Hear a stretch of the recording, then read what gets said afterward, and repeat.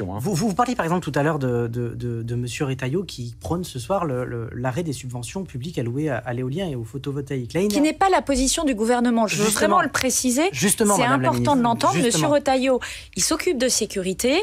Bon, j'espère que ça va bien se passer sur la sécurité, mais le gouvernement a pris une position très claire sur les énergies renouvelables, en disant, mais parce que c'est la science, en disant qu'on en a besoin. Pardonnez-moi, Madame la Ministre, mais sauf que justement, cette dissonance gouvernementale, elle a des conséquences très concrètes. Je vous donne cet exemple-là, le secteur des rénovations.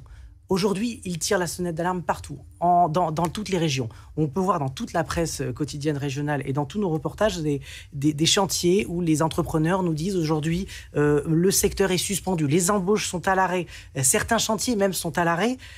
C'est quoi le risque avec ce genre de message tel que celui prononcé par le ministre ? C'est irresponsable, c'est du populisme le plus, je dirais, basique, c'est-à-dire que au fond, peu importe l'intérêt des Français, pourvu qu'on aille récupérer des voix à droite et au-delà, et c'est irresponsable quand on prétend être un homme d'État. Pour vous, est-ce que Bruno Retailleau doit rester au gouvernement compte tenu de cette dissonance ? Moi, je suis membre du gouvernement, je ne suis pas Premier ministre. Mais ce que je dis, c'est que c'est une opposition. C'est une position qui est totalement contraire à celle portée par le gouvernement. C'est une remarque. Et par ailleurs, je veux préciser une chose, c'est que nous avons aujourd'hui 60% d'énergie fossile. Nous consommons 60% d'énergie fossile.